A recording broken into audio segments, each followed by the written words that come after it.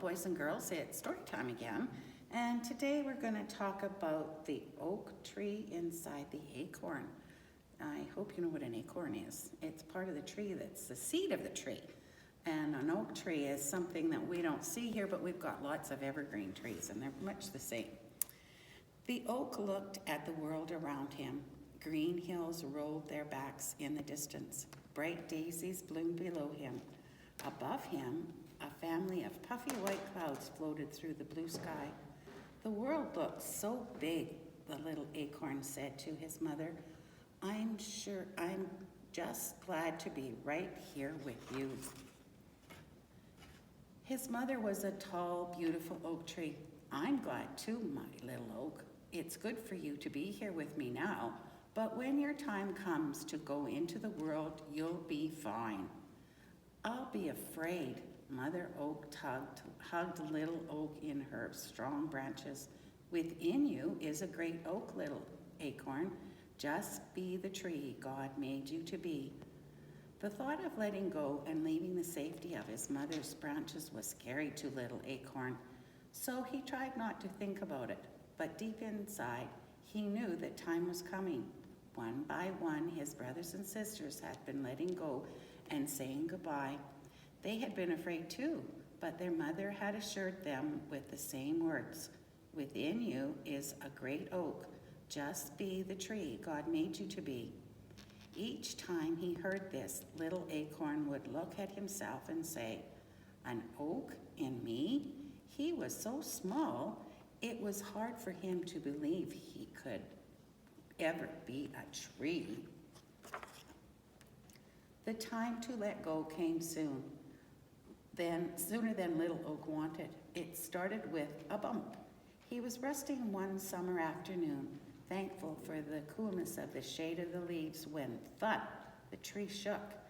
His mother's branches trembled, and little oak began to swing back and forth.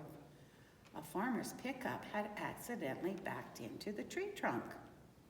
Little acorn had swung before, stirred by the wind, bumped by climbing kids, and each time he'd always held on. But not this time. He tried.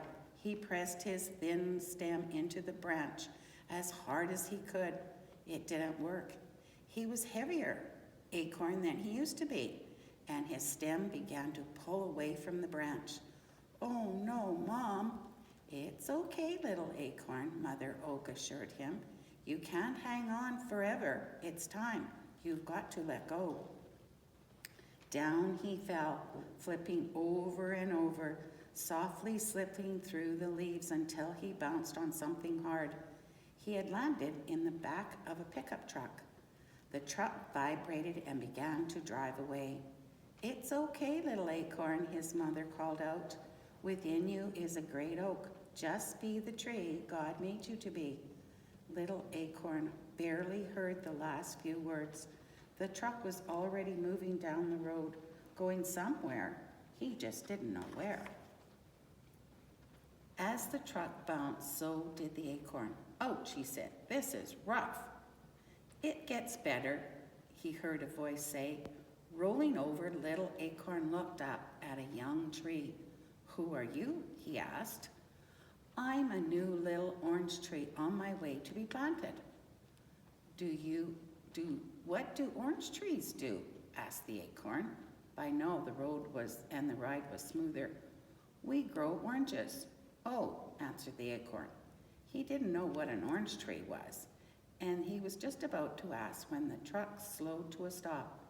Whoa, exclaimed Orange Tree, who was tall enough to see out of the truck. What is it? Asked the acorn. Trees, orange trees everywhere. It's an orange grove. Okay, little orange tree, it's time for you to be planted, the farmer said as he lowered the truck tailgate and climbed into the back of the truck. The acorn rolled away just in time to avoid the farmer's big boot. The farmer took the tree and was gone for a long time. Little acorn stared into the sky as it began to get dark. He missed his mom oak and her strong branches. This would be his first night away from her. The tailgate banged and the farmer jumped in. "A quick sweep," he said, "and I'm heading home." Little Acorn had never seen a broom. He barely saw this one before it sent him high in the air. He landed in the soft dirt. "I wonder what happened to you." It was the orange tree. Little Acorn was happy to hear a familiar voice. "Is this your new home?" "It sure is," Orange Tree said, "and it looks like it's your home too." Little Acorn had one more question. "Orange Tree, what do I do next?" Orange Tree's voice was sleepy. "Just settle in, little friend, and rest. God will make you grow." And so Little Acorn did just that. He rested that night, the next day, that week, the next month. There in the soft soil, surrounded by orange trees, he sank deeper and deeper into the ground and slumbered. He slept a long, long time. When Little Acorn awoke, he didn't know where he was. He stretched upward, and when he did, he kept stretching higher and higher until he popped out of the dark dirt into the sunlight. "Well, look who's awake," announced Orange Tree. Little Acorn looked around and then up. "Hello, Orange Tree. Have I been sleeping long?" "Long enough to become a small tree." Little Acorn looked down at himself and said, "I've changed." His round shell was now a slender trunk. "You are growing up," Orange Tree said. "Now you are a little oak." Little Oak straightened himself and remembered his mother's words. "Within you is a great oak." Maybe she was right, he thought, and he stood a bit taller. But even all his tallness, he was much smaller than the big orange trees. Their bushy branches grew greener and greener. Then one day, Orange Tree called out to his friends, "Little Oak, look, my first orange." The big orange tree spoke up. "He'll have many more," they said. "So will I," announced Little Oak. The trees in the grove laughed. They didn't mean to hurt Little Oak's feelings, but they did. "You'll never have oranges," they said, chuckling. Little Oak straightened his branches and pushed as hard as he could, but no oranges popped out. Not that day, nor the next, nor the next. When the farmer came to collect the fruit, Little Oak was worried. He had none to give. "Well, hello, Little Oak," said the farmer. "How did you get here?" The farmer walked away, and when he returned, he carried a big shovel. "I know just the place for you." He lifted his new little oak tree out of the ground. "Bye-bye, my friend," said Orange Tree. The farmer didn't take Little Oak too far away. He carried him right out the grove to his big white house. The farmer chose a spot in the backyard overlooking the orange grove.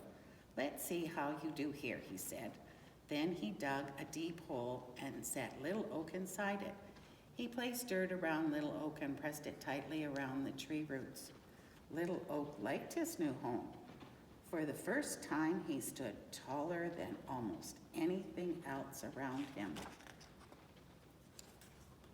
Little Oak was stretching his roots into the dirt when he heard, "Hi, I'm Pink Petunia. Who are you?" Little Oak looked at the bright flower near the house. He started to answer, but Pink Petunia didn't give him time. "Rosie is next to the house." "Hi there," chirped Rosie. "Daisy is here too." "That's me," said the white and yellow flowers. "Hello, little tree." Pink Petunia continued, "We are soft and smell sweet. What about you?"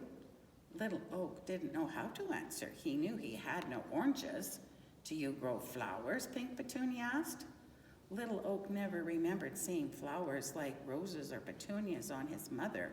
But still, maybe oaks did grow flowers. "Maybe I could.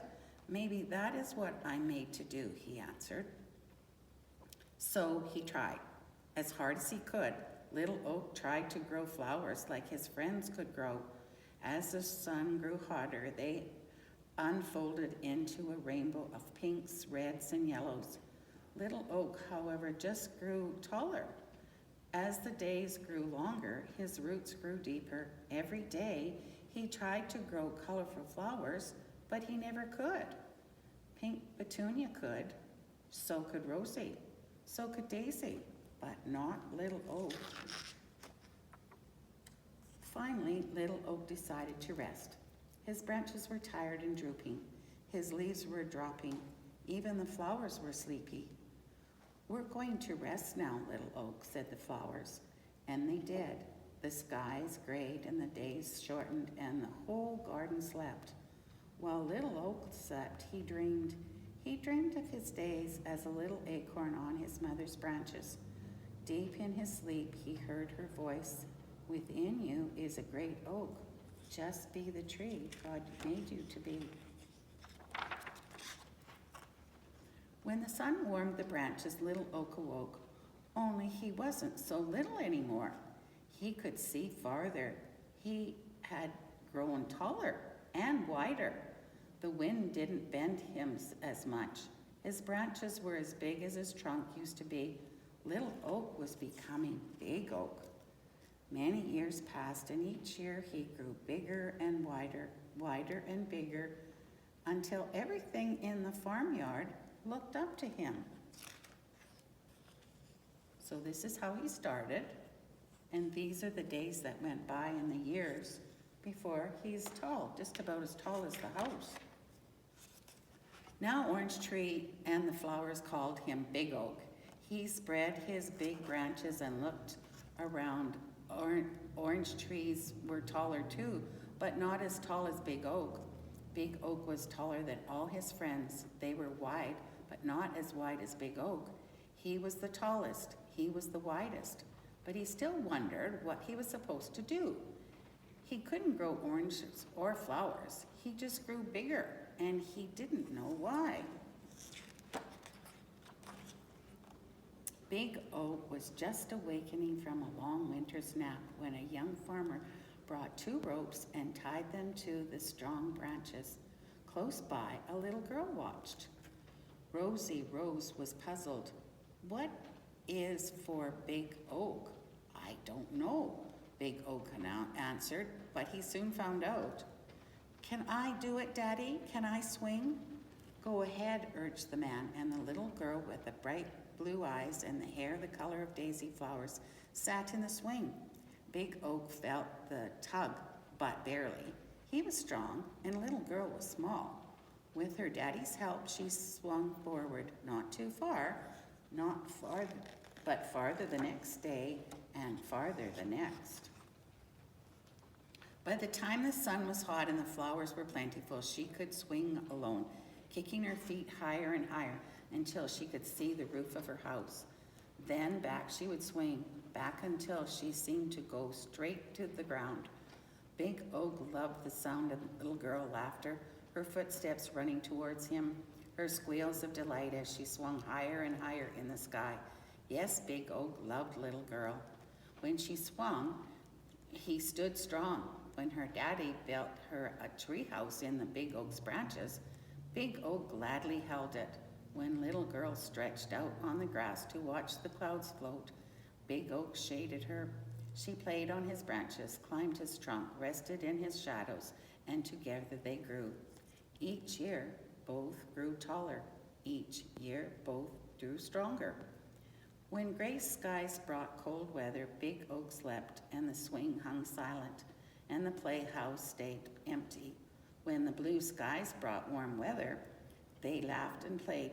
Little girl talked, and he listened, and at last Big Oak knew he had become the tree God made him to be.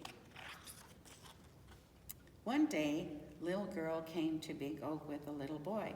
Though neither were too little, they sat on his branches and talked. Big Oak held them both, and when they carved their names on his trunk, he didn't mind. Little boy pushed the swing, little girl laughed, and Big Oak protected them from the sudden rain. In time, little girl didn't swing so much. When she climbed into the treehouse, she sat more and played less. Little girl became Big Girl. Big Girl now stood as tall as Big Oak's lowest branch. One day, Rosie Rose said to Big Oak, "She's growing up, Big Oak. She'll soon leave."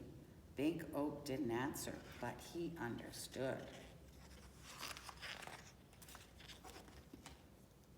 Big Girl spent many blue sky days sitting on the ground, leaning back against Big Oak's trunk and watching the clouds drift by. Big Oak knew Big Girl had a big question on her mind because she said things like, "I don't know what I'm supposed to be, and it's hard to let go. And how can I know who I am?" Big Oak wanted to talk to Big Girl. He knew just what to say. He would say, "Within you is a great girl. Just be the person God made you to be." Orange tree grew oranges, he would say. Flower plants grow flowers. And oaks grow tall enough for swings and strong enough for swinging and big enough to hold little girls until they become big girls. He wanted to, but he couldn't say the words. One day, Big Girl was so sad. The little girl used to giggle in the big oak shade just sat silent, tears flowing down her cheeks. "It's hard to let go," she said. Big Oak was listening, and he had an idea. He looked down his branches at a little acorn. "I have a special job for you," Big Oak said. The next day, the wind blew his branches. Big Oak let his branches swing more than the others. The little acorn popped loose and landed in Big Girl's lap. Big Girl picked it up and started to toss it away, but stopped. She held the little acorn in her hand and stared at it. She turned and looked up at Big Oak. "Were you ever this small?" Answering her own question, she continued, "Of course you were. You grew into a great oak from a little acorn. All you did was become what God made you to be." She looked again at the acorn, then back at the tree. Her eyes brightened. "Do you suppose that's what God wants me to do?" Big Oak wanted to shout, "Yes," but he didn't have to. Big Girl stood and announced, "Of course he does. Now it's time for me to let go and become the person God made me to be." Big Girl smiled, placed the acorn in her pocket, and began to walk away. But after a few steps, she stopped and turned. She looked at the swing, the treehouse, and looked at Big Oak. She walked over to him and placed a hand on his trunk. Without a word, she said goodbye. Without a word, Big Oak said the same. It was hard for little Oak to believe that he would ever be a strong oak tree. But as time passed, he did grow into a big oak. Then one day he found that his strong branches were just right for a very special purpose. God made one version of you, so be the best that you can be. Thanks for listening. Talk to you later.